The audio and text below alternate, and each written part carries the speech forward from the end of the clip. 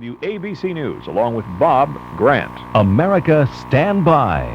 WABC, New York.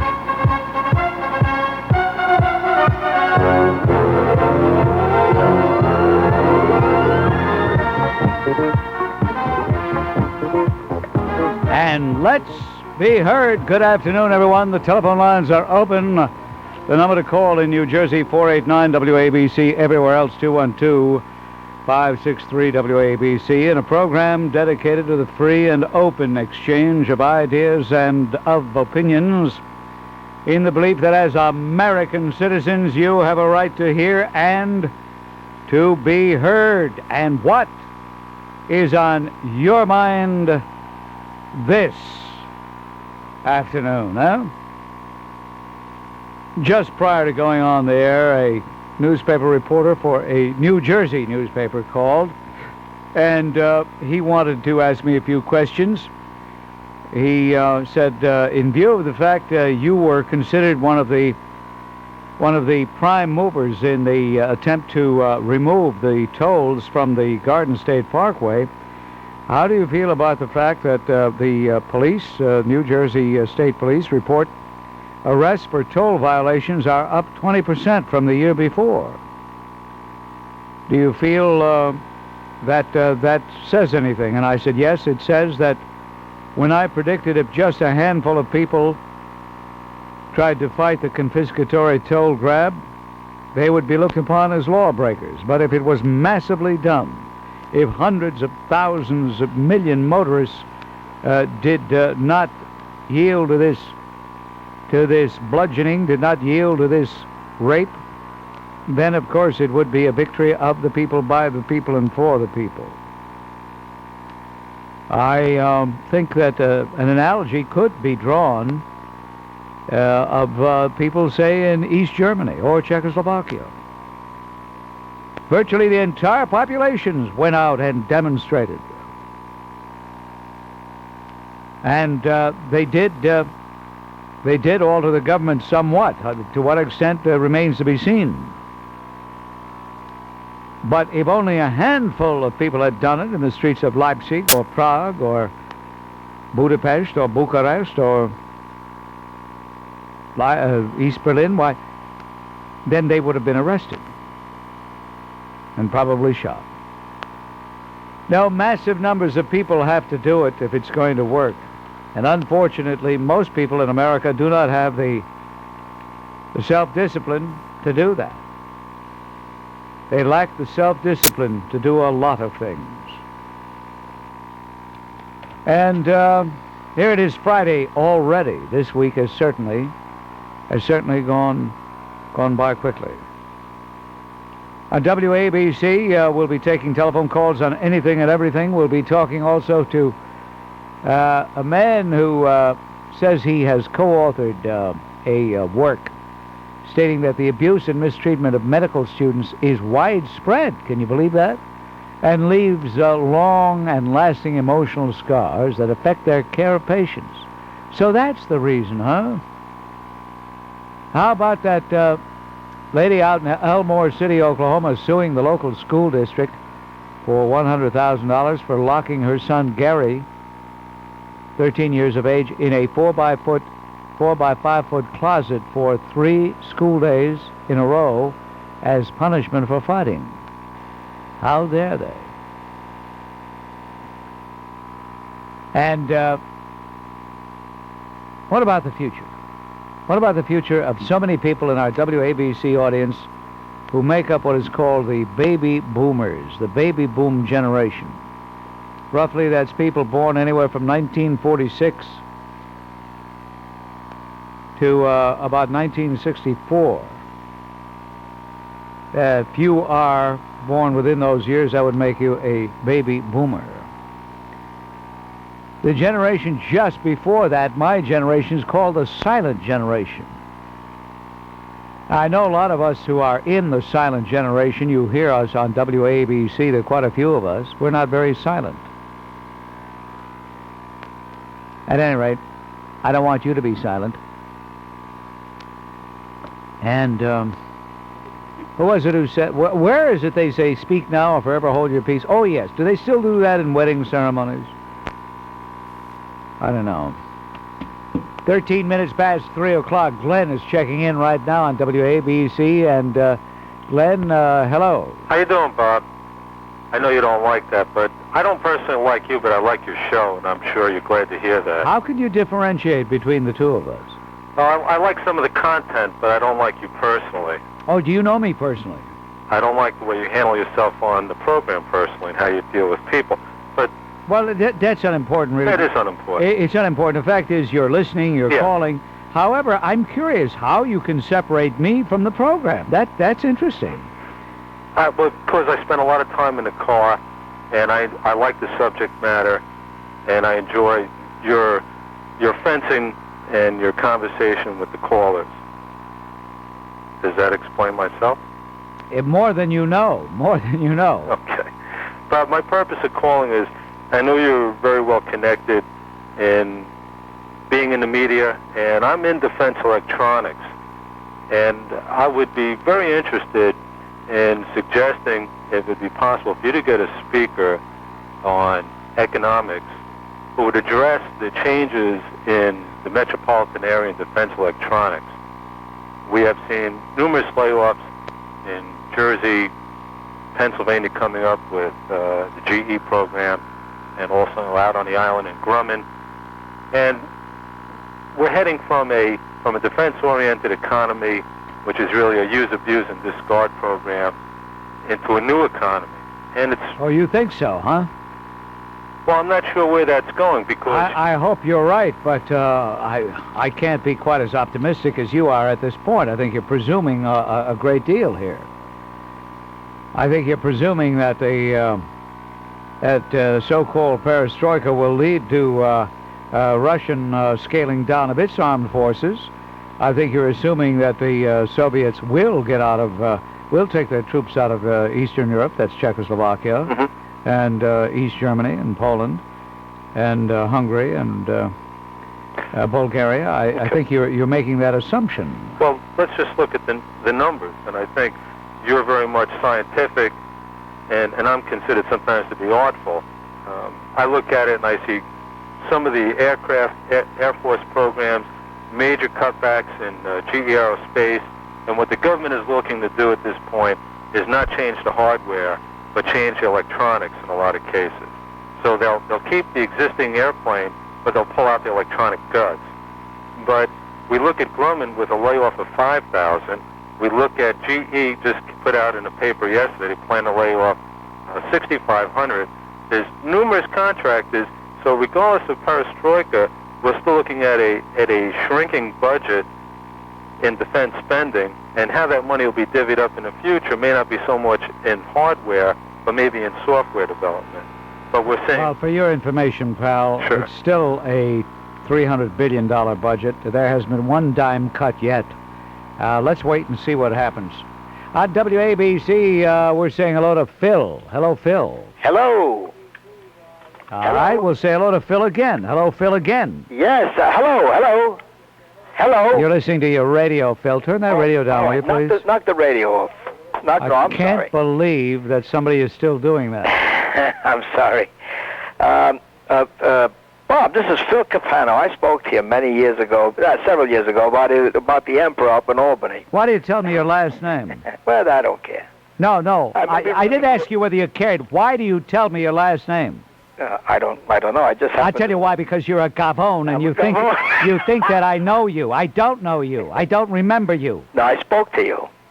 I spoke to you several times. Oh, boy. Yeah, we talked. Anyway, what is it you'd like to say, Phil? Well, anyway, Bob, listen, how about that Yonkers mess, that Yonkers decision? Yes? You know, it appears that nobody seems to be seeing that what the judge did is only going to perpetuate segregation there. It's amazing to me that nobody seems to see that the decision appears to be flawed. He arrived at the conclusions he did inferentially, and was able to support the complaint on the pivotal issue of intentionality. You know, that there's purported racial segregation was intentional. The fact is that that was only established, like I say, inferentially, and the only direct fact that was established from the evidence, remember there was a 100-day trial there, was that all the housing, the subsidized housing, was segregated in southwest Yonkers. Now, the point is that everybody gets hurt by that decision, including the racial minorities, because obviously the underlying constitutional issue has not been addressed and is not being addressed. By implication, Judge Sands answered the underlying constitutional question affirmatively, but nobody framed it. The Yonkers lawyers didn't frame it, and neither did the plaintiffs. That is, the government and the intervenors. And until that question is answered, it's really an exercise of tyranny for the judge to impose what he did impose on the city of Yonkers.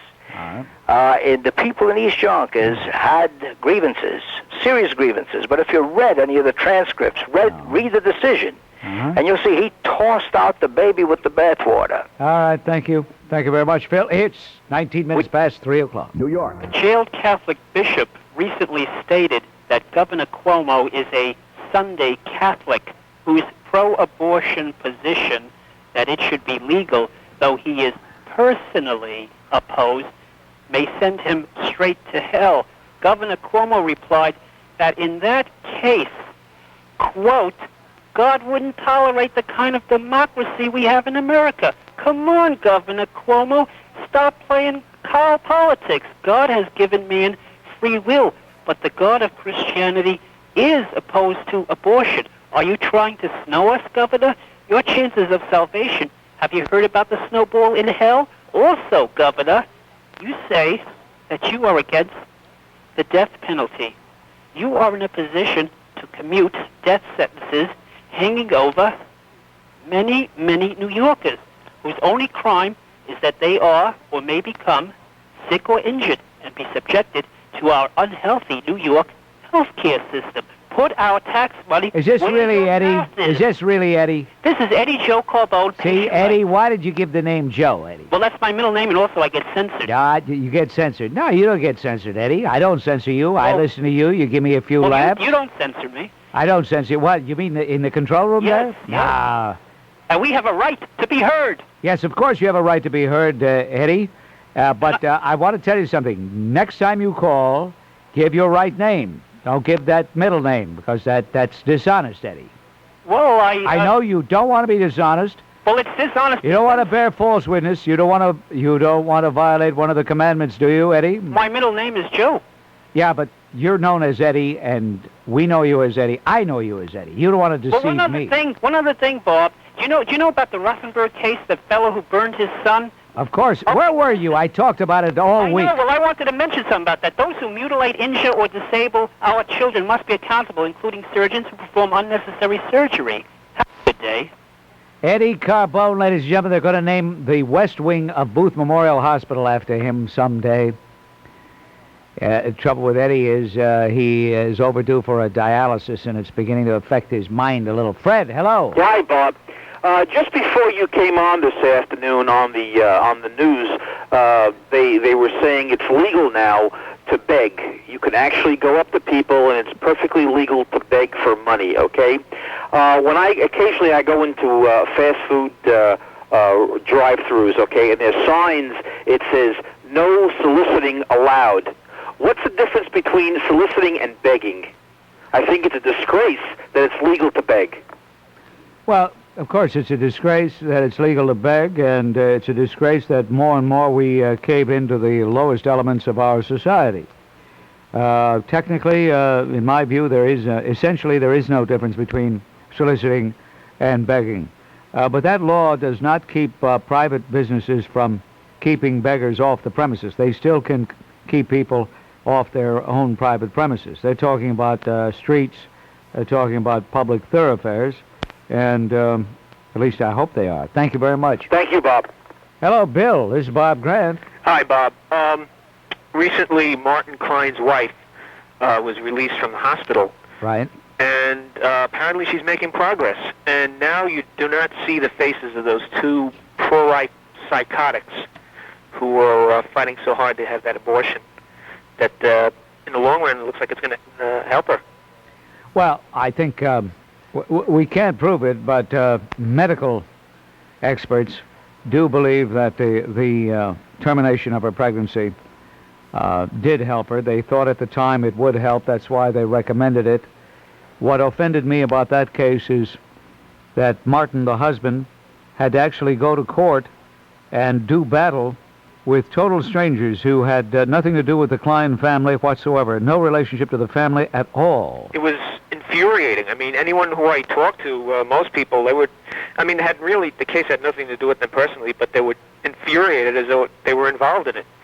And well, what these two jerks were doing was in effect saying, we are going to play God here, and we don't care if Mrs. Klein, if Nancy Klein dies or is forever a vegetable.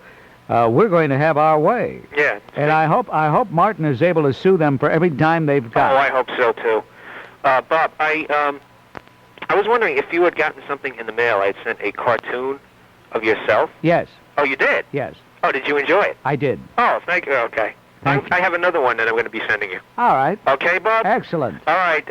Take it easy. Have a good day. Thank you. Okay, bye-bye. Yeah, it was a cute cartoon strip showing a typical Bob Grant opening to the broadcast.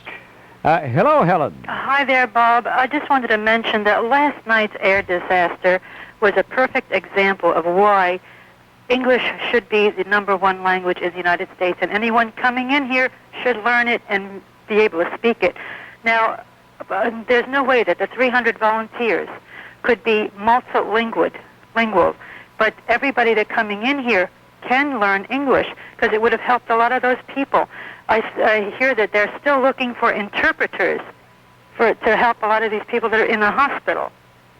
Yes, and you know one of the great ironies for this search for interpreters having been frustrated is many of the people who have been living here for years and years, generations, who do speak Spanish, guess what? They don't speak English, so therefore they have only one side of the equation. Right. But that's a fact. Okay, thank you, Bob. Thank you. Bye-bye. 29 minutes past 3 o'clock on the Bob Grant Show at WABC. At the other end, he of the University of Colorado School of Medicine in Denver. And he co-authored a work stating that the abuse and mistreatment of medical students is widespread. And you also say, Dr. Silver, that it has long-lasting emotional scars that affect the doctor's ability to care for his patients. This seems like a very strong statement, Doctor. Well, it is a strong statement, but it's true. In our survey, and what we did is in one medical school, we surveyed all of the students, got a very good response, over 85%, and we asked them, have you ever been abused in medical school? And we defined abuse as unfortunate, unnecessary, undesirable, avoidable behavior, and particularly behavior where one person inflicted it on another. And we asked the student body, and at the time we surveyed them, 46%, almost half, said they had been abused. And then we tried to find out how important it was. And we asked them, was it serious? Did it bother you a great deal? And 2/3 of those abused said yes, they were bothered a great deal. And then we tried to determine how important it really was. And we said, how long did it affect you? A day, 2 days, a week, a month? And to our surprise, 50% of the students said they were affected for more than a month by a single episode of abuse, and 16% of them said it would always affect them. Now, always is a long time, but we had experience because we had written other papers on the subject and had letters from doctors in practice. And the doctors said, when I was in medical school, I was abused. And I was abused, and it affected me very, very much. And as a result, It changed the way I felt about medicine and about myself. It gave me a personality that was not the one I had when I entered medical school, and I have retained much of that, and it's hard on me, but it's worse on my patients, because I'm not able to give my patients the care that they deserve. So it is serious, and it is common. What prompted this study in the first place, Doctor? Well, in the 1960s and 1970s, there were a number of reports about stress in medical school. The stress being a lot of work, examinations, the first exposure to a dead person, the first contact with a patient and being responsible for that patient, all sorts of things, not enough money, interference with home life. And those are things that are truly part of medicine. Unfortunately, it would be nice if we could eliminate that too, but at least those are acceptable because they're part of the system. And I wondered whether there was more to it than that, because I saw students come in to medical school who were bright and eager and anxious and willing to take on the responsibilities and all the difficulties they knew were happening, and they were realistic about what was happening.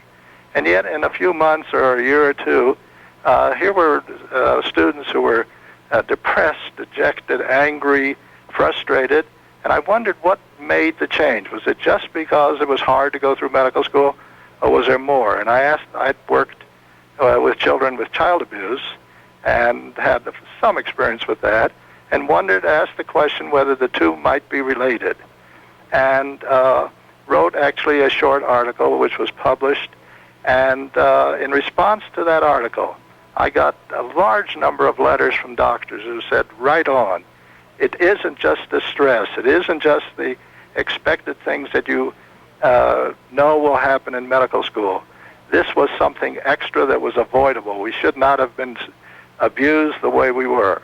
And obviously, abuse, as you think of it, is mostly perceived. It isn't, that they get hurt or break a leg. Doctor, is this abuse that these students suffer, is this abuse inflicted intentionally? Are you telling me that people who are training doctors are sadists? I would think it's quite the contrary. Most of the people, and I've been in medicine as a teacher and in medical school for many, many years, most of the people who work with students, the doctors, the resident physicians, nurses, everyone who works with them, I think most of them are really kind, compassionate, caring people. I think there are a few whose personality is such that they are abusive, and if you ask them, they'd say, yeah, I probably am, but it won't hurt the student. It'll prepare them for life in the future.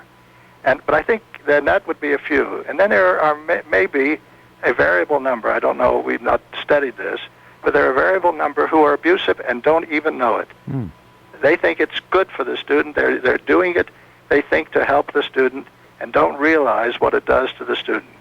Do you expect your study and speaking out on this to have any impact? Do you expect it to have any effect in the medical school? I think it will have tremendous effect, because it affects not only the students, it affects the faculty, it affects the resident, and ultimately it affects the public. I would expect that most of the schools in the country will look at what they do and survey their student body in one way or another, and I think that if you were to come back and ask me in 10 years or even much less, I would be able to tell you, oh yes, we're doing this, that, other things, and we're doing it as a profession, not just in individual schools. One final point. Many people listening, I'm sure, may be nodding their heads saying, so that's why my doctor doesn't really seem to care about me. A lack of true compassion on the part of a physician. I know we can all be treated by Gene Herschelt as Dr. Christian or somebody like that, but isn't there at least the perception that doctors are more technicians than they are caring healers? Well, I can't answer that question. The perception obviously is there. It seems to me that the value of our study, and the other study was published in the Journal of the American Medical Association this week, that both of our studies suggest or demand that we look at this and see, is this as important as the students think? I think it is, but maybe it's not. But in any case, we need to look at it and see, the question you asked, is this why doctors are a certain way? It may be that this is a factor. Just as in child abuse, we know parents are abused are more likely to abuse their children, and that group, when they grow up, will abuse their children. It may be that abusive physicians do things to students that the students then end up, without realizing, becomes a behavior pattern. They do it to others. Doctor, I appreciate you taking this time from your busy schedule to speak with us. Thank you, sir. Glad to talk to you. All right. Goodbye. That's Dr. Henry K. Silver, the University of Colorado School of Medicine. And the question is, are these students really abused, or are they super sensitive? Dr. Silver doesn't think they're super sensitive at all. He thinks there's a real merit in this report, and he is concerned that you, the inevitable patient, are suffering the consequences of the abuse of medical students. Now we're going to get a whole bunch of programs on that, television programs, studies, reports, magazine articles. It'll be on the front page of The Star and of that other rag, what is it, The Inquirer? But it might take Oprah off the front page. Wouldn't that be nice? Or what's her name, that other fat slob, Roseanne. I'm going to have to blindfold myself when I go to the supermarket, because as I'm waiting in line at the checkout counter, they have these rags there. The Inquirer, the Star, the Globe, the Examiner, and over and over and over again, you got to hear about Princess Diana's secret sex life, how horny Fergie is, what an ugly broad she is. She looks like a truck driver. I apologize to all you truck drivers out there. And then, of course, every little thing Oprah does, what gives her gas, what doesn't give her gas. And, of course, what's her name, Roseanne. I mean, every move they make. How much dirt was found on a Roseanne's fingernails the other day on the set? It's incredible. It's sickening is what it is. WABC, good afternoon. Yes. I've never been screened by 3 different people before, but it shows that I can still get through your screeners. All right, he got cut. I don't know what he was going to say, but he got cut. I have no idea what he was going to say. I really don't. Might have been a harmless prankster, and then again, it might have been a vulgar, vile individual. Who knows? But it could have been... all right, Farber, come on in here. There's Barry Farber skulking around. I'm looking for my briefcase, Bob. Where's my briefcase? Here it is. Here's your briefcase, Barry. You're looking better all the time. There he is. Tonight he has a date with a former talk show host who, well, that's another matter. WABC, let's say hello to Jeff. Hi, Rob. Yes, Jeff. I was bothered yesterday when you were talking to that cleric yesterday that was put in jail for whatever doing something. Well, it was Bishop Austin Vaughn, auxiliary bishop, who is the pastor of St. Patrick's Church in Newburgh, New York. All right. Well, yesterday you asked him what it would be like if all the aborted babies were alive and how catastrophic it would be to our economy. And I was bothered that you put you put the dollar sign over the human life, and you value money more than the human life. Well, I don't know if I value money more than human life. If it were your human life, I think I would value your human life over money. But you see, I'm not dealing with what I consider to be human life. We're talking about aborting fetuses. We're talking about abortions performed in the first trimester of a woman's pregnancy. You represent human life. Our Lady of Distinction at the controls, she represents human life. The bishop represents human life. In my view, we're not talking about human life. But if those babies were born, then we would be talking about human life. And then what? If those babies were born, then we would be talking about human life. That's precisely the point. Once they're born, then we can't just let them starve to death, can we? Exactly, but you were bothered by the by what they would do to our economy. And I mean, that's sick. Well, no, it's not sick at all. As a matter of fact, if there were more people who thought about the impact that elements of our society have on the rest of us, maybe you don't pay taxes. Maybe those leeches don't have their hands in your pocket, but they have their hands in my pocket, and I'm sick and tired of paying for all of these illegitimacies, all of these people on welfare. I'm sick and tired of it. I have a right to talk about it because they're using my tax dollars. Now get off my phone, you punk! Vera, you're on WABC. Hello. Vera. What's the matter? Why are you laughing? I hope I'm not on. You are on. Of course you're on. Hey! Well, you mean you call, but you don't want to be on? Yes, I do. I wanted to talk to you one thing about the communism and the socialism. Here's what I got to say. I live in Nassau County, and I pay taxes, and I want to say everybody in Nassau County did a good job. Mr. Gallant, everybody was there. You're talking about the airplane crash? Exactly. Well, I didn't know that that's what you were talking about. You said they were all there. For all I know, they were at a cocktail party at Dr. Masakio's estate in Valley Stream. How did I know when you said they were there? Now, when I said they were there when they should have been there. Now, I stand up for my little people.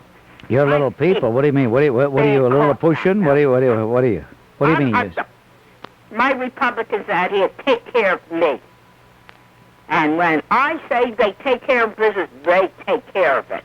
I wanted to talk to you about the communism and the socialism and all that. About, before the word socialism, what is the word you use? I never understood that, Mr. Grant. I don't even know communism. Socialism, that's what I wanted to talk to you about. But I still want to... Please, getting on my nerves. Yeah, go ahead. Now, do I speak too... Hey, look, you're odd, that's all. What can I tell you? You're odd. You're just odd, but that's okay. I don't, I don't have to see you this evening. Are you married? Are you married? Of course I'm married. Well, she says, of course. Everybody. Well, the reason I ask you that question is I'm not your husband, thank God, so it's okay with me. You don't bother me that much. But anyway, you, all right, now, getting back, I'll try to forget you and concentrate on the subject at hand.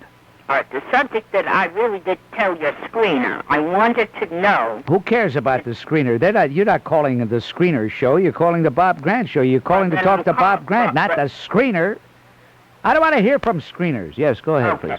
Well, I wanted to understand the difference between communism and socialism.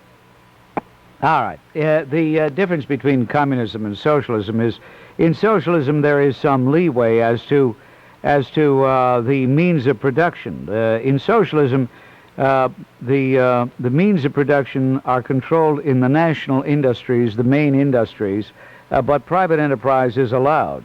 In socialism, free elections are held. Under communism, there is only one party, that is the Communist Party. They own all the total means of production. There's no capital investment to be made by anybody whatsoever. There's no private investment at all. Communism demands a totalitarian regime, whereas socialism, for example, take Sweden, they have the most socialist country in the world, but the people can vote in free elections and... Boy. Now, okay. Can you get a lot... What do you think of it? What a strange... I visualize she looks like a pelican. I think I'm talking to a pelican. You know what I mean? What's a pelican? Because I'm understanding you. I see. Now, okay. Now, you know why I'm saying that? Why? I was a liberal, and then I jumped to be a conservative.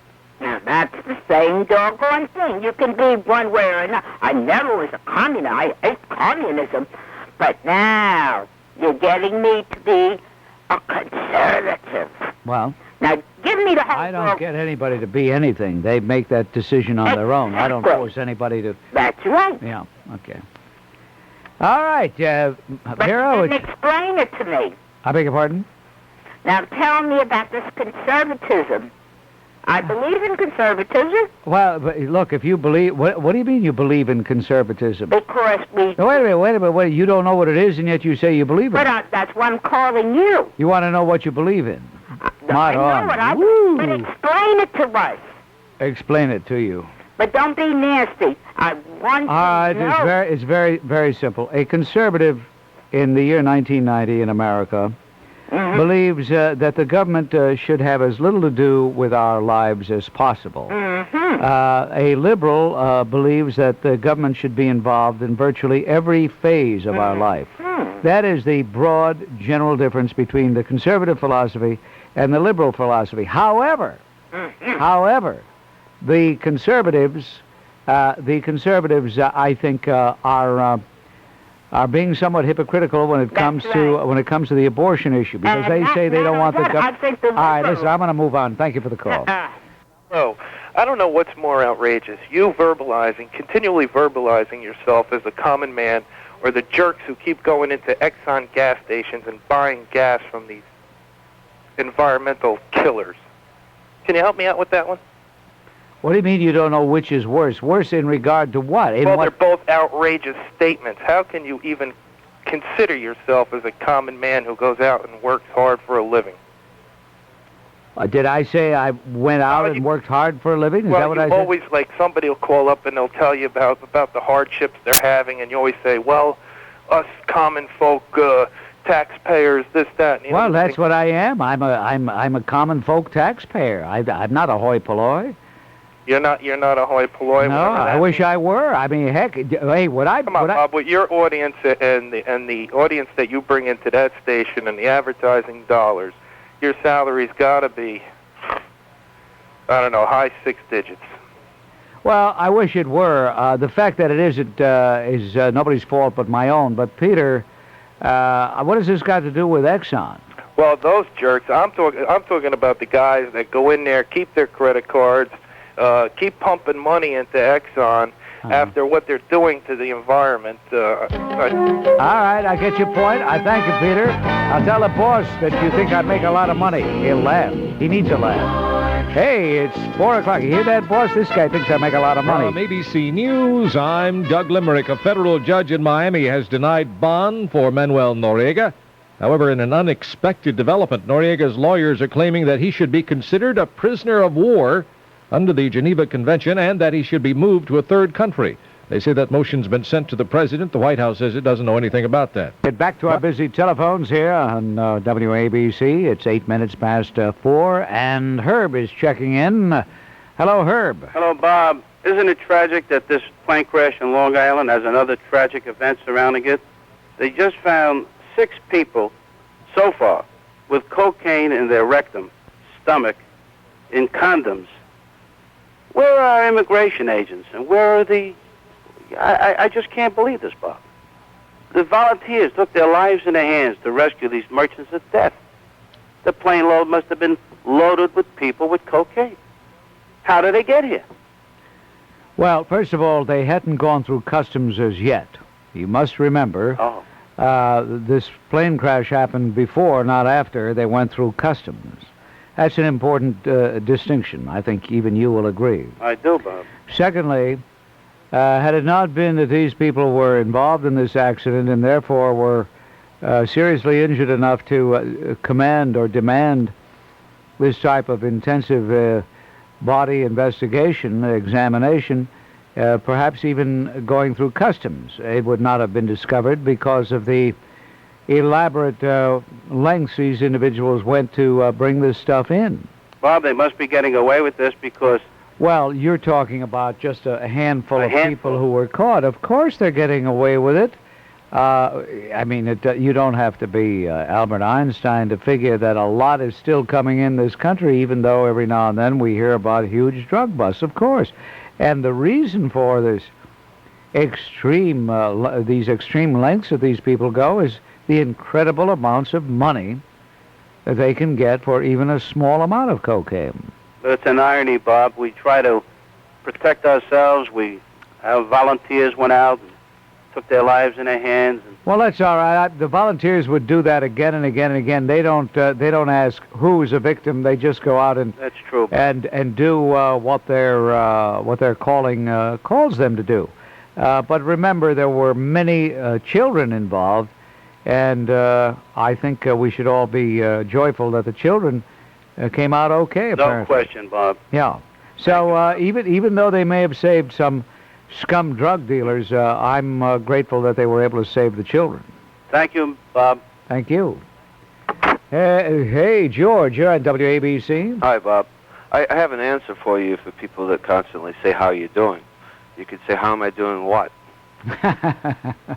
Well, look, they're just stalling, and if I were the egomaniac that some other talk show hosts are, I would answer each time and say, I'm fine, I'm doing fine. But it gets a little sickening. Of course it does, and I wish those other jerks knew how sickening it gets, but the heck with them. Bob, I'm a little frustrated as to how Congress and the Senate works, but I like the American system, and I'm a red, white, and blue American. I just have a little idea that I'd like to bounce off you, and please, if you could tell, I trust your judgment, if you can tell me where it's flawed or un-American or unconstitutional. If there was an imaginary breakup of both houses completely into 4 regional quarters, but the voting would still be the same, no congressional changes, nothing in Congress, and if you called your congressman, as opposed to talking to, was it 435? There are 435 members of the House, 100 members of the Senate. Right. Instead of talking to either 1/100th or 1/435th, you'd be talking to 25%, an office that gets the word out to 25%, regional percent. You know, it'd be northeast. Yeah, I understand southeast. that. So, do you think that would be an improvement, or it would help, or, in other words, if you have a problem? no, it wouldn't. You know what it would be? It would be the breaking up of our republic. That's what it would be. That's what the screener Then we would. I beg your pardon? That's what the screener said. Screener, what are you doing having conversations with a screener? No, they always ask you, what are you going to say? And that's... I don't understand. To what lengths are these screeners doing shows inside there? They always ask you... What are they? I don't mind them asking you what you want to talk about, but are they actually debating these points with you? Sometimes. Well, heck, I might as well stay home and let them do the show. The fact of the matter is, if you do that, then you no longer have a unified country. Then you become 4 different nations. There's no way you could operate that way. Why would you want to even do that? But it would only be an imaginary breakup. It really wouldn't change any of the process. Imaginary breakup. Come on. No, Come on. Imaginary breakup. Can I make one more comment? Sure. You've been getting a lot of calls, and you just got one a couple of calls ago about the difference between conservatives and liberals, and I know that parties were different when Abraham Lincoln was a Republican. But one of his favorite quotes that I have heard is, he said that government is responsible for doing for the people what they can't and they do for themselves. And the key word is can't, not won't or don't want to. That's why I'm a Republican. Thank you. Thank you. Jack, you're on WABC. Hello. Hello, how are you? I love it. I love it. No, I don't mean that. No, yeah. I don't care. Okay. Listen, about those magazines, for instance, you were talking about those stupid magazines? Yes. Well, I think these publishers must be laughing all the way to the bank. Well, they are. Because you figure this way, the average intelligence of the average housewife that buys them, do you know what their average intelligence is? -6. Yeah, well, anyway, I figured out how to save the United States economically. Whoa, everybody listen. I am going to save the United States economically. We go into Chapter 11. That's number 1. And that way the Japanese and the Germans would only get a percentage of what we owe them. Secondly, we turn the United Nations into a gambling casino, which I think could bring in a little money. And we established the UN organization in Patagonia. I think the Patagonians would like that. That's a few ideas I have of saving the United States. At WABC, as you can tell, anybody is eligible to call as long as they are fairly understandable. Thank you, Jack. You're welcome.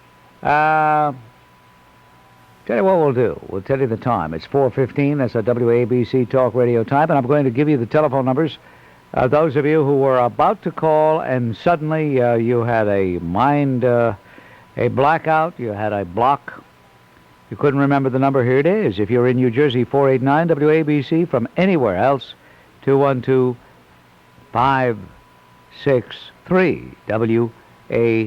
WABC. This portion of the Bob Grant program is brought to you by Infiniti, who invites you to test drive the Q45 sedan or M30 Sports Coupe. You see it, 19 minutes past 4 o'clock, and we're going to the newsbreaker line right now. We told you earlier about that lady in Elmore City, Oklahoma, who is suing the local school district for $100,000. Miss Allison, are you there? Frances Allison? Yes. All right, this is Bob Grant here in New York, and we heard about what happened to your 13-year-old son, Gary. You say he was put in a closet, a 4 by 5 foot closet for 3 school days in a row? Yes. Are you sure that's actually what happened to him? I am positive. Well, tell us about this. Does the school do this ordinarily, or is this the first time they've done it? It's the first time we've heard that it was done, but when she was asked about it, she had admitted that she had done it a couple of times before. Now, when you say she, are you talking about the teacher, the principal, both? What? Principal. The principal has done this before. Yes. And Gary went 3 days being subjected to this. He didn't tell you after the first day? No. And why? I know you're going to ask why. Did you find out what happened after the 3rd straight day of being locked up like this? The school board member's wife brought it to my attention. And then what did you do? Did you get confirmation from the principal or what? We went to 2 different meetings at the school, yes. And did the principal deny this at first, or? No, she did not deny it. She just admitted to it. And what did you say? Well, I confronted her about what she called me on the phone and said that she had my son Gary in her office for fighting on the school grounds with another student. So I told her to spank him. She said, no, this is Gary's 2nd time in the office, and she didn't feel like a spanking would do. So she said, we have this in-house detention. She said, we'll put him in a separate classroom away from the other students. She said, he'll be under supervision by another teacher. Well, that's what I thought had happened. That's not what happened. She stuck him in a storage closet in the cafeteria where he was fed, and at one time had to use the bathroom in a container of some sort because there was nobody there, to let him out to go to the bathroom. Huh. And then the school board's wife came to me and was asking me if that was, or asked me what Gary's last name was, and I told her, she said, well, Frances, do you know what's going on up there at the school? And I said, no. She said, well, Gary was put in this closet. And so they went and took pictures, and they took me and showed me where she had placed him, and it's a mess. Do you have an attorney, Miss Allison? Yes, I do. What does he say? She's liable, and the school's liable for what they did to Gary. I understand Gary has complained of nightmares since the ordeal. Is that true? Yes, he did have nightmares. He doesn't have nightmares now, but he still will not sleep in his room without a light on. What does it mean when we get a report back here in New York that says you had, I believe they're talking about you, had consented to Gary's in-school suspension? Do you know anything about that? The what? Gary's in-school suspension. What is that supposed to mean? That's where he was supposed to be placed in the classroom. And instead he was placed in this closet. That's why I'm raising so much hell. In other words, you did give your I give my consent to Gary being placed in a classroom. I did not give her permission to stick him in a closet. Do you suppose that their defense might be that you knew he was going to be put in a closet, even though you really didn't, but that they might try to say that you did? They're already saying that. They're already saying that? Yes. Now, what about the rest of the people out there in Elmore? Aren't they, Elmore City, aren't they upset? I mean, after all, they have youngsters in the same school. Yes, they're upset about it. But, you know, it's kind of like everybody says, it's my word against hers, and Uh-huh. the school's lawyer, you know, is going to back her, and mine's going to back me, and we're just going to have to take it one day at a time and see how we come out. Well, even if, and I know you wouldn't give your consent for such a thing, but even if you did, that still doesn't take the school off the hook for this kind of punishment. That's unbelievable. Yeah, I know. See, she resigned as soon as she found out that... Nobody asked her to resign? Pardon me? Nobody asked her to resign? No, she done it on her own free will. The superintendent of the schools there, has he said anything? That was her husband. He resigned, too. Ha! Oh, boy. Wow. Well, good luck. Good luck, Mrs. Allison. Thank you for talking with us. Uh-huh. Thank you. How do you like that? The superintendent was her husband. No wonder she got to be principal. Mod on. Hey, Cy, you're on WABC. Yeah, I hope they don't send that bunch to New York. Well, I don't know. Maybe that's what we need here. Who knows? Well, anyway, this is Cy of Yonkers, and this is Yonkers country, Bob Grant country. This fellow, Phil, who was on speaking about Yonkers, was lucid. The guy who tried to sound like a lawyer, yeah. Well, he was very lucid, and he really explained the case better than anyone I ever heard of. Oh, really? So you can understand what this Judge Sands is. Now he comes out with this case with the people come around in the subways. And this is a second crazy decision that this man made. Doesn't this appellate court realize what kind of person we got on that? Well, they can't do it. They can't do anything about it. He was appointed by Jimmy. I never lied to you, Carter. Yeah, but the appellate court, the gentleman there, could certainly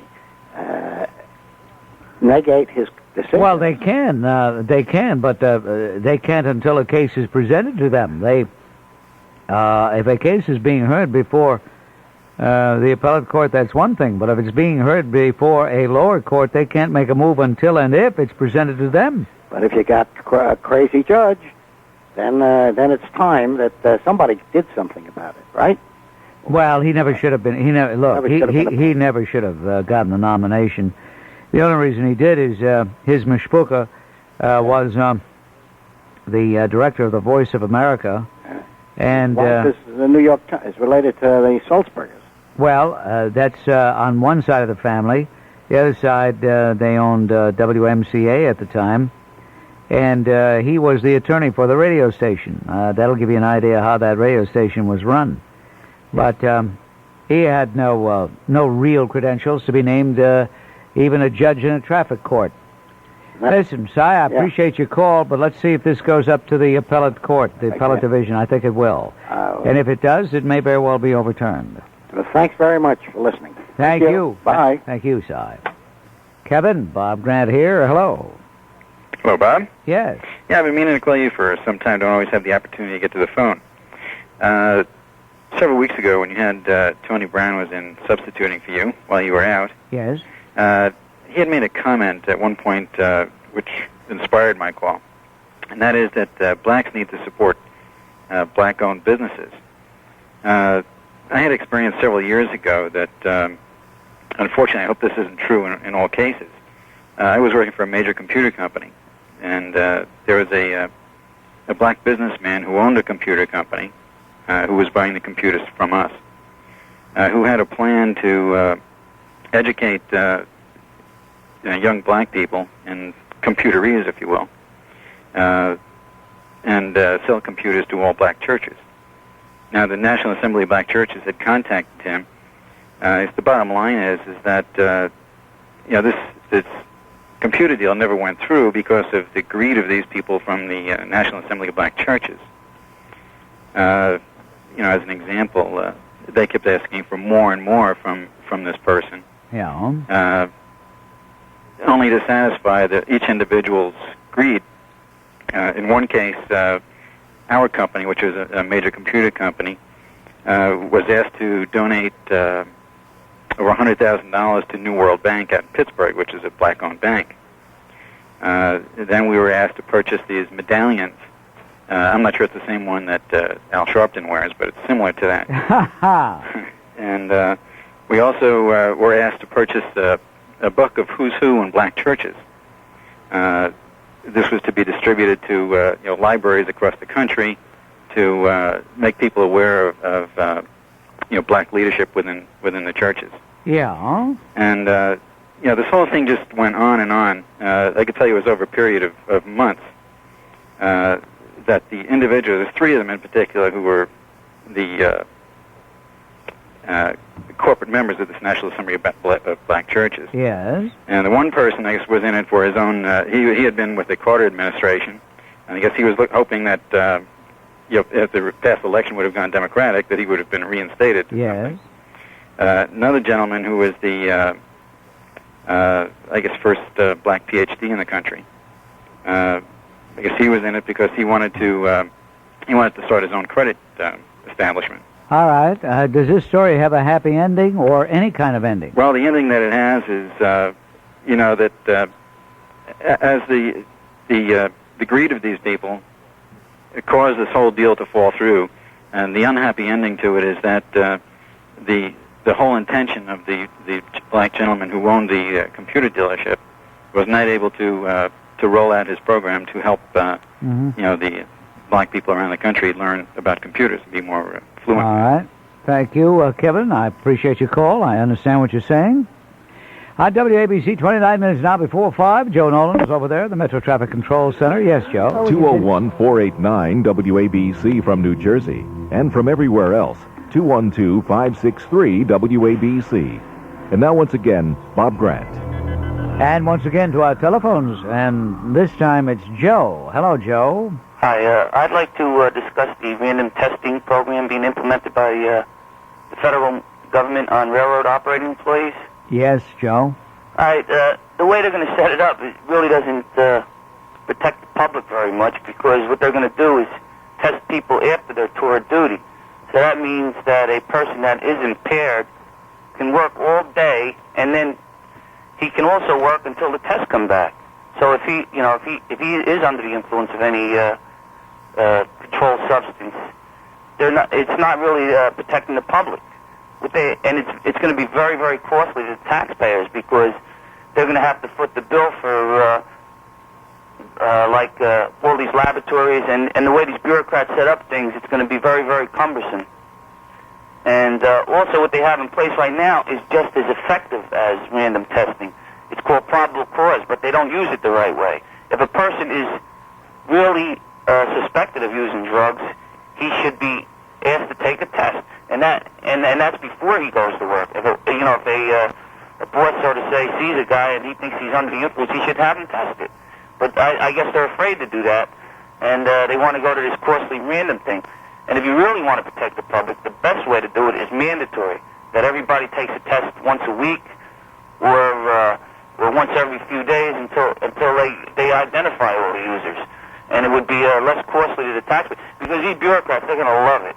The way they got it set up now, they're going to love every bit of it, because they're going to be using these dollars and setting up departments and more jobs that you wouldn't believe that they have, like they have now. I couldn't agree with you more. I think you're absolutely right, and that goes for that part where you said they are afraid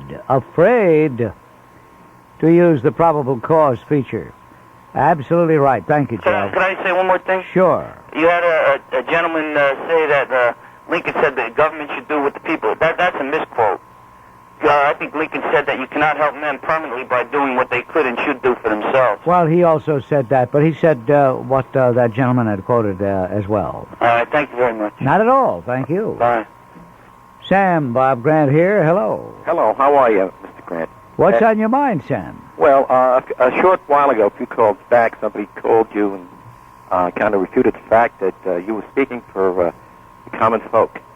And I don't think that you in answering him, you used the word hoi polloi. You said that you were not a member of the hoi polloi. I think you meant you were. Right? Well, what you're doing is you're going to the original meaning. Hoi polloi was just the common folk originally. But as sometimes happens with the usage of words or phrases, hoi polloi has come since to mean in the minds of most people the upper class. Is that right? Yep. Because I use it quite occasionally, or more than occasionally, and I always use it in that context. And I do think that you do express the feelings of most of the people that listen to you. Whether was he talking to you about the amount of money you earn, or what did he have in his mind? I'm not quite sure what he had in mind, but I don't quite often in discourse on this program. You will hear me say, look, I'm only speaking for myself. I'm only giving my opinion. If other individuals choose to identify with what I'm saying or feel that I am also carrying the cudgels for them, fine, so be it. He may have not liked the idea that I talked about being just a tax-paying schlub. Well, it's true, I am. Well, I don't have a cash business. I don't have any kind of. I'm not in business. You're a working man. You're That's salaried. right. I'm a salaried person. Right. But I don't take umbrage. But I still think you didn't use the hoi polloi correct. All right. Use hoi polloi in a sentence as you would. I'm a member of the hoi polloi. No, that's not satisfactory. Okay. Right. You're right. Okay. Because I don't make more than $5,000 a year, and I'm retired, I must be a member of the hoi polloi, or I think like the hoi polloi. I like Bob. Well, I like to go to movies. I like television. That's a compound. That's many things. The way I use it, or the way I've heard it used all my life, and it's in a common context that ordinary folk. The original context. One more time, I will tell you that context, as used by many authors, as used by many people of letters, has changed. Thank you very much. Okie doke. Take care, right. Thank you, Sam. Leonard, hello. Hello, Mr. Grant. My question has to do with municipal budgets. Under normal circumstances, people will budget based upon the income that they know that they're going to receive. I'd like your opinion regarding the municipal budget process, as if the municipal budget authorities were to budget based on the income that they have already received and then commit monies to the programs, rather than do what they do now, is anticipate the amount of income that they're going to receive, and then if they don't get it, there's a shortfall and a tax increase. However, if they were to budget based upon the amount of money that they have already received, not only would we have a balanced budget, but at least they could then dole out the monies and the programs based upon monies that have already been there. And I don't understand why the governments don't do that. Well, they don't do that because they are operating on a schedule which does anticipate the next fiscal year's operations. But and if you're the head of the Board of Education, you have to tell the city government what you feel you will need for the year 1990-91, Department of Sanitation likewise, and so forth.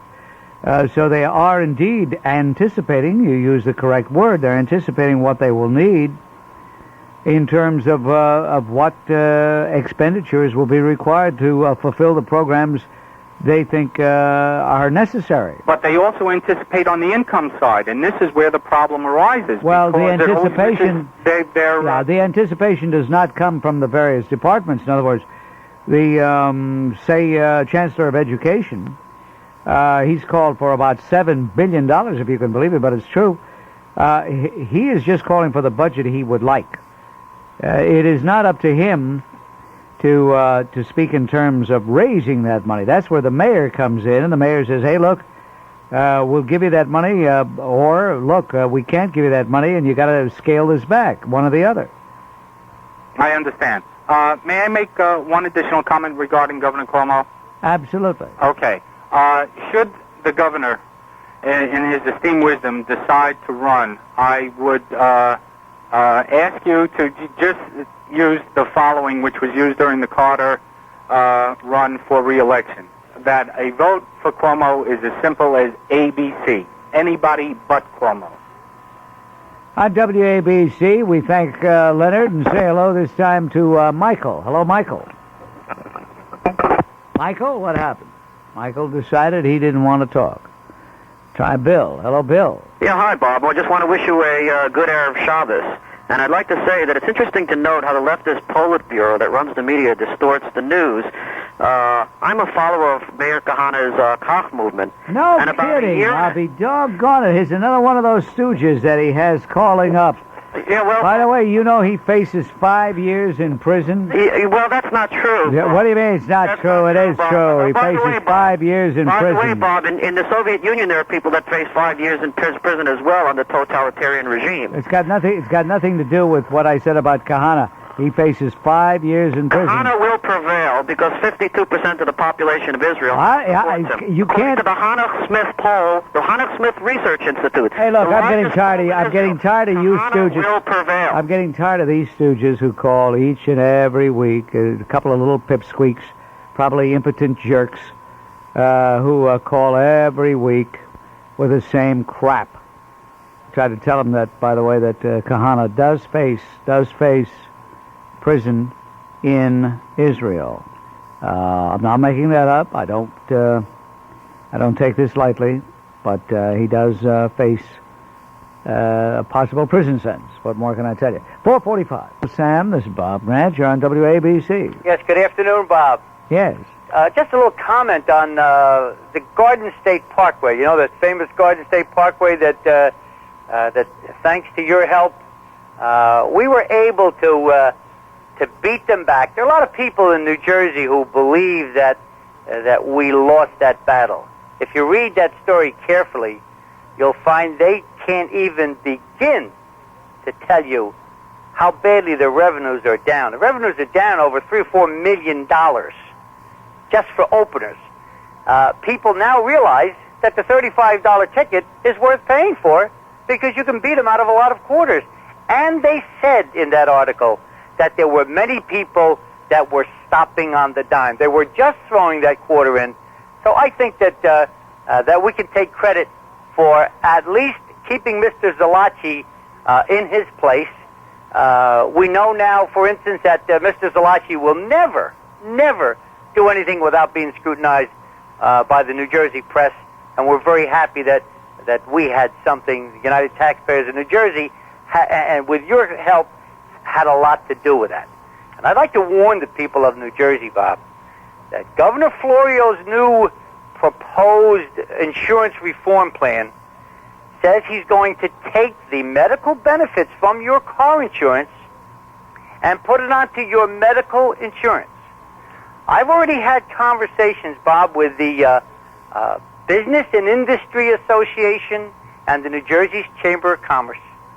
And the taxpayers of New Jersey will pick up part of that burden simply because of the number of state employees that we have to pay medical benefits to.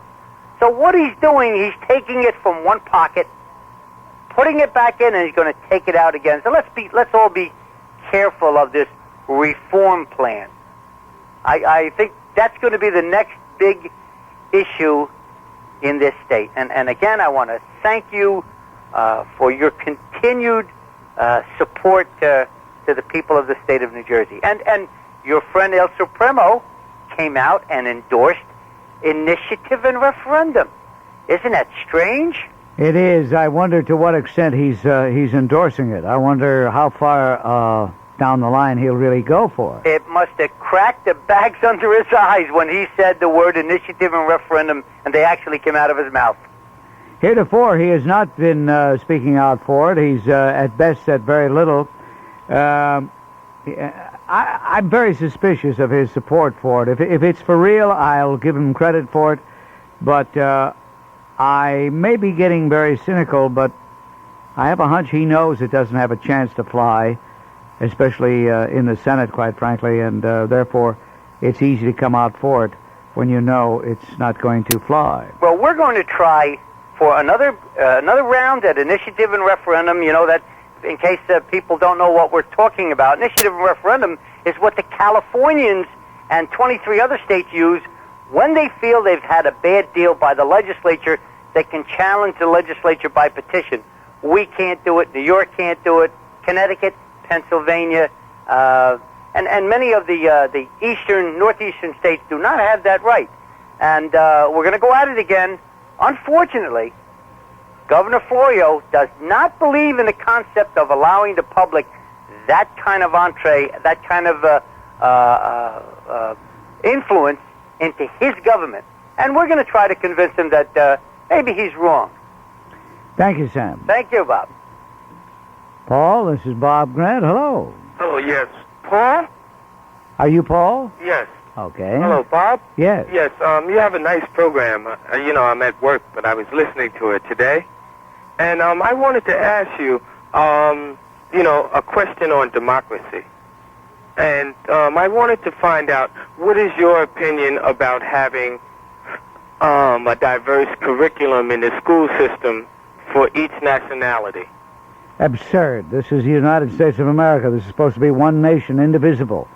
So how in the world can you have diverse curricula? Well, I was just saying that because I was concerned about, I don't know, so don't say you know. I don't know. You're telling me what you think. You were concerned about what? I was concerned about, like when like all the children going to school, instead of them just learning, the European... Say you know one more time, pal. Okay. You want me to say it again? I'm warning you, if you do, I'll hang up on you. Oh, okay, I won't say it again. But I was just speaking about the curriculum as far as the learning of, he said it again, that jerk. He can't even talk. 6 minutes before 5 o'clock. Inside. Grant here. Hi, Bob. I was tuned into your show last week. You were discussing Klaus Barbie with one of your guests, whose name I don't happen to recall. His name is Ted Morgan. Ted Morgan, that's right.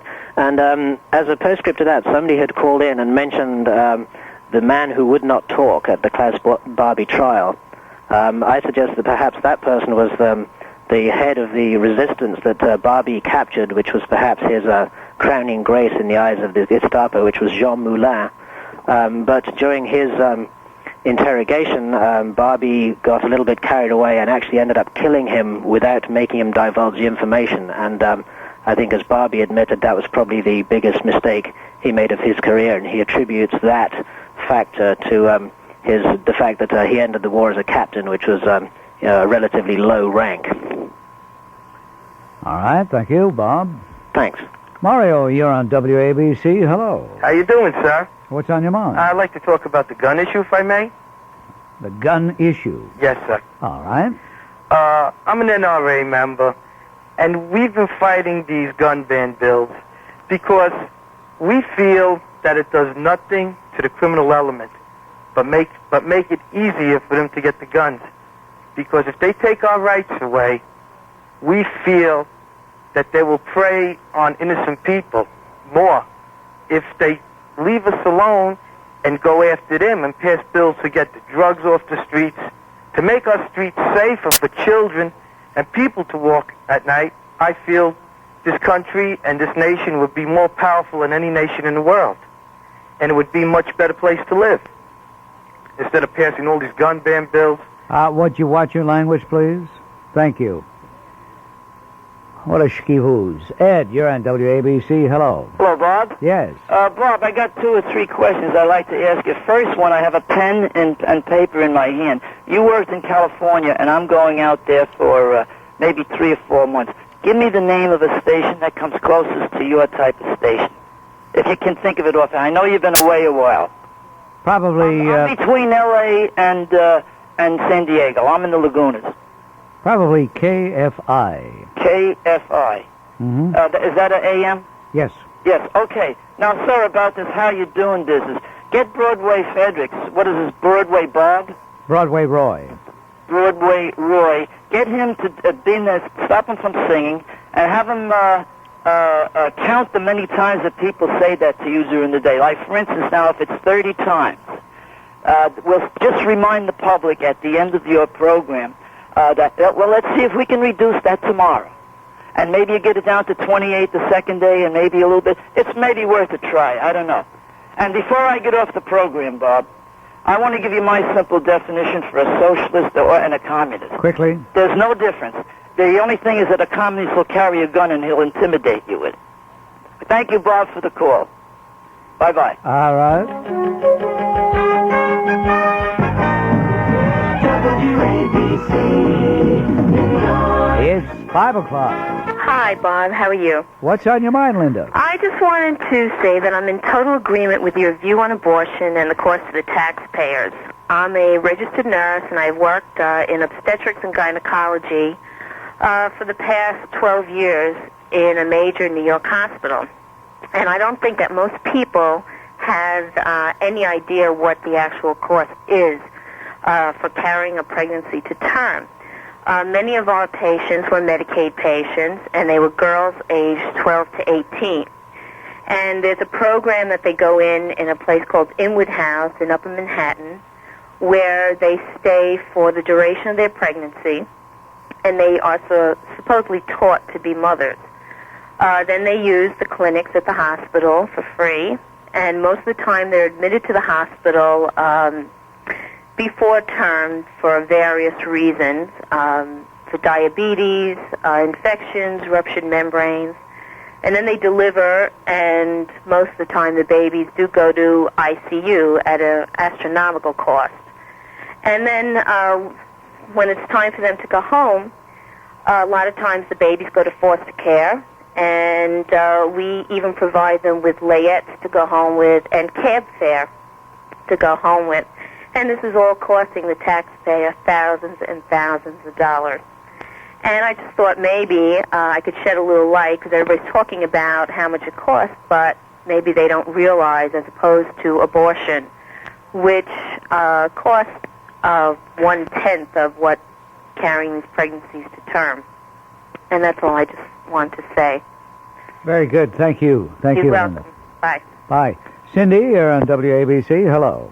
Hi, Bob. Yes, Cindy. I had to call you today. I called you just before Christmas and just let you know that in 5 days, come February 1st, it will be 1 year for my husband and I not paying the tolls.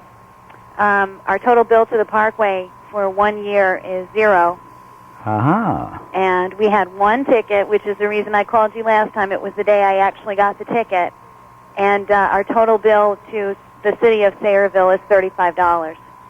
And I am a sales rep, so I'm on the road, and my territory happens to be South Jersey. So I'm on the Parkway.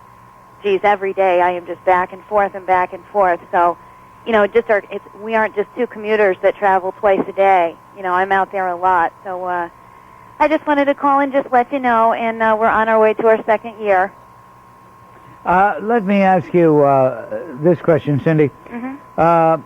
How did they tag you? Do you know the details of how they found you out on that one ticket you did get? They gave us a notice. They enclosed a notice in the mail that says that a Parkway, I forget, something like a Parkway official or a security check or something like that, had taken notice that we hadn't paid or that we had driven through the red light. And basically they just put that notice in with the envelope saying that it was for plate number such and such. And that's it. So I don't know if it was, you know, they're saying, and a lot of people are saying that they have cameras and they have people. They don't have cameras. No, they don't have cameras. No. That is a myth that the Parkway scum, known as the Parkway Commission, but the scum, that is a myth that they let out. They wanted people to believe that, to intimidate them, to frighten them, using the Gestapo stormtrooper tactics that they feel in their hearts. And that's it. And even if they had these cameras, imagine the thousands and thousands of dollars that would go into even installing them, much less operate. I mean, it's just the whole thing. And I want to take that Parkway Commission. I want to take those 7 members. Maybe we'll leave Commissioner Julian out. He's not bad. Take the 6 of them, put them in a polyethylene bag, and drop them into the Raritan River. Wouldn't that be a delicious fate for them? With some cement. I despise them, I hate them, I loathe them. Thank you very much. Thank you. On WABC, this is Bob Grant at 5:15. And let's say hello to David. Hello, David. Hi, Bob. How are you? What's on your mind, David? Well, I'm calling. I've called you before, but two things I want to talk to you about. One is the value of what people put on things they buy today. I'm a salesman. I travel around the New York metropolitan area and around the country, excuse me. And everyone is so proud of what they buy, and the fact that they paid almost nothing for it, and they were able to get everyone down to the lowest possible price. And then when something happens, they have no place to go for service because no one made enough of money on it to service it and support the product quality. And I just can't believe it because no matter where you go, everyone says, boy, I beat him out. I got him so low he couldn't have made any money on me. And I can't believe that people don't understand that if people don't make a fair profit, they won't be around in the short term. Well, do you know people are really that dumb that think the guy sold it to them without making any money on them? No, not at all. But Do you really believe, are you yourself so foolish as to think Nope, that not at there's all. anybody that's going to not make a No, profit? I said that you have to make a certain level of profit to stay in business and be around. What is it that really has you riled up here? What is it that really disturbs you? What is it you sell? I happen to sell computer systems. And And when you see a computer system advertised for $18.99 Yes. or $15.99, there's no value added to that computer system except what's in the box. So if you go to sell a computer system that we call turnkey, and it's added value, have software to it, support, and other kinds of services that make it work for you in your environment. are you saying there's no markup as there is in virtually everything else that's I'm sold? saying the markups in most products that are bought today commercially for the average consumer and average business people, the markups have been reduced to such a low extent that profitability is really determining what kind of service is happening. In what products I will begin buying those products How about now that I know that, huh? Cars, My VCRs, foot, TVs. my foot, those gonups that sell cars, I'd like to take every car dealer, with rare exception, put them up against the wall. And shoot them, right? You better believe it. I hope you have plenty of ammunition because that's part and parcel to it. Everyone, again, this is what I've seen. I mean, those sleaze bags, I tell you, they are the sleaziest operators that ever lived. This phony routine where the salesman says, let me see if I can get him down another 50. And he goes into the office, and he talks to the so-called sales manager, and they sit there and they go, yeah, that schmuck is still out there. Well, he we thinks all I'm know that. arguing We with know him. that. We know that. Yeah, we know that. Do we know that? People don't know that. I don't think the public, I can't believe the general public, maybe you are, maybe you're right. Nah, the general public still doesn't know that. Maybe you're right. Okay, thank you for the call. Bye. It's 18 minutes past 5 o'clock, and this portion of the Bob Grant Show is sponsored by First Nationwide.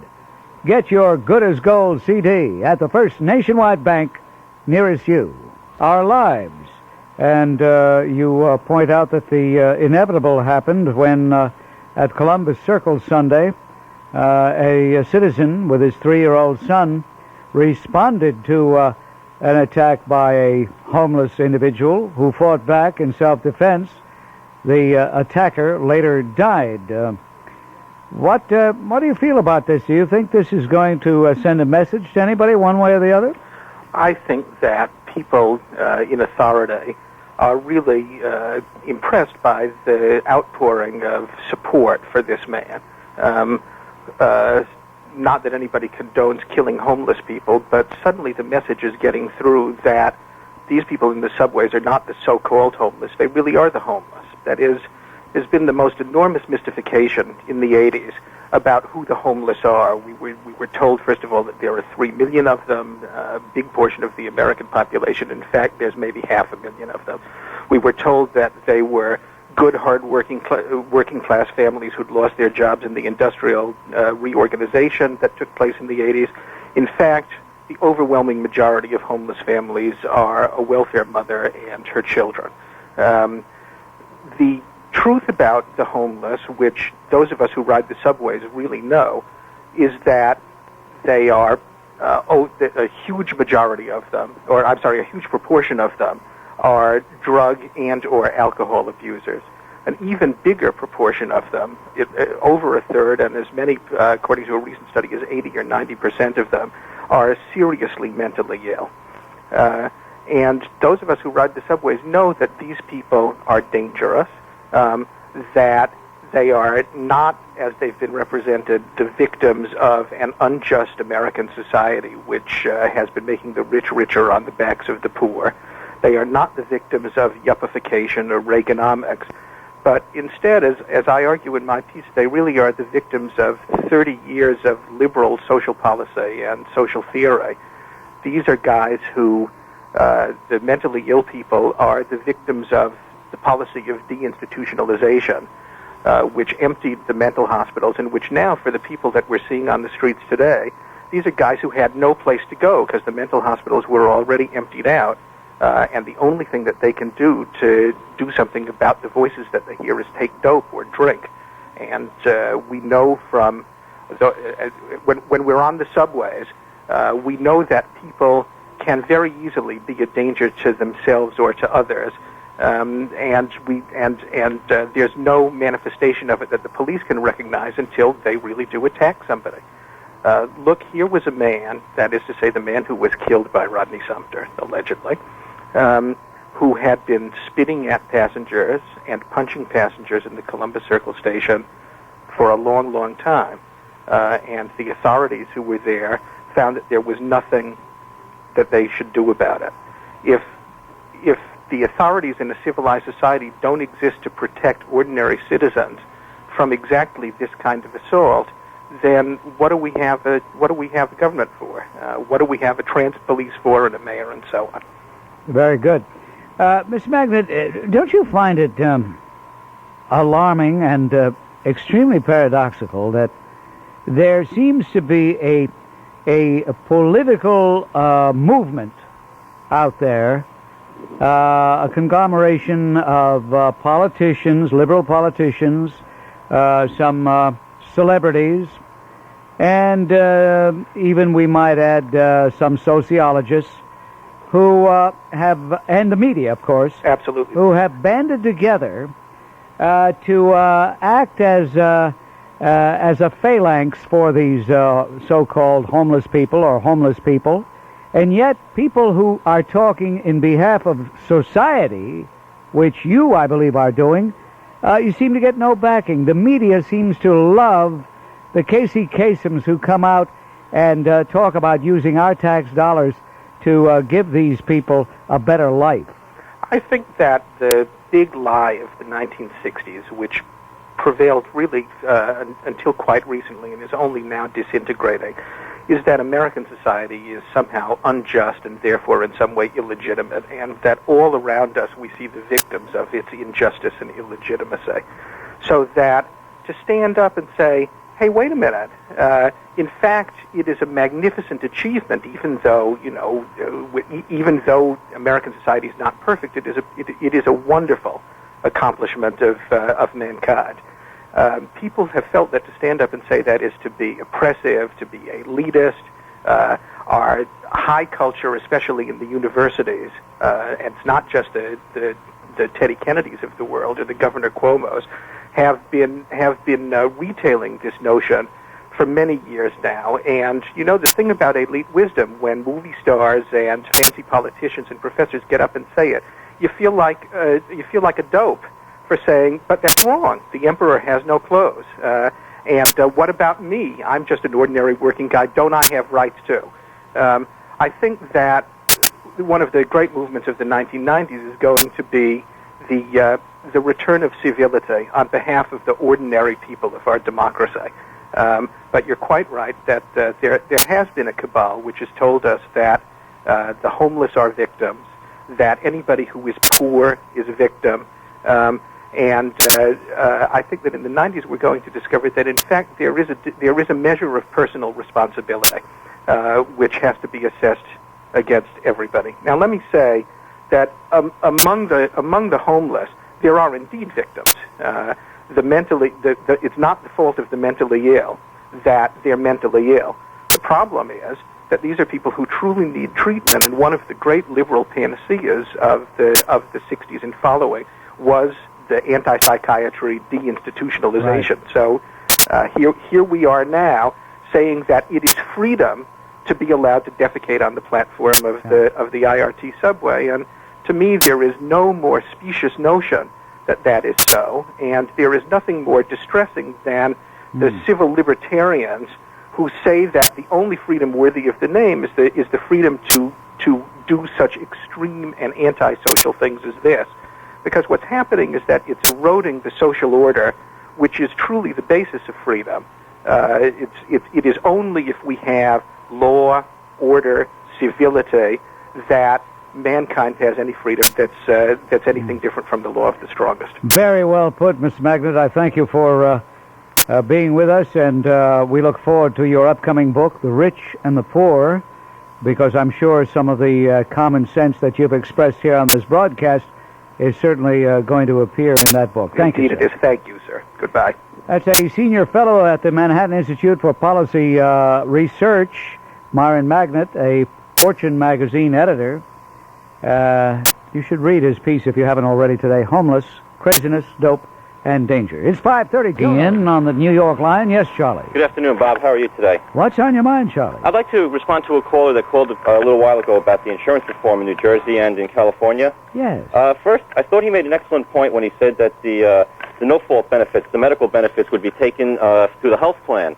It sounds all well and good now, but 5 years from now, New Jersey people will be crying about the health insurance. Because sooner than that, Charlie, because that health provision has to be covered at once. It can't. There can't be a gap between the time it's taken out of the automobile feature and the time it's added to a health coverage exclusive of automobile. I agree with what you're saying. One point I'd like to make about California and what's going on out there is that although the referendum suggested to roll the rates back 20% before 1987. A certain few things have come out of it. Now, the same people who put that on the ballot are now proposing for November to put a ballot on it. It would be run by the government instead of by private industry. If there's anything we've learned from what's going on in Eastern Europe, that is the government isn't very good at running all industries, and it should be left in the hands of the private people. You make a lot of sense, and I appreciate you doing it on the Bob Grant Show, Charlie. My pleasure. At WABC, say hello to Ben. Okay. Hello, Ben. Yes, Mr. Bob Grant. Yes, Ben? I am the first time that I call you. I wish I would have your knowledge. I gave up all the television programs, and I got hooked. Well, that's what I like. I like everybody to be hooked. I got hooked with you. I used to watch Geraldo. I gave him up. I used to watch Oprah. I gave her up. I used to watch that in the glasses. What's his name? Donahue? You, I gave up. Uh-huh. I wish you would become a professor someplace in a college after this. Because I envy you your knowledge that you have. Well, you know, Ben, that's not a bad idea. I think it would be a very gratifying experience to be a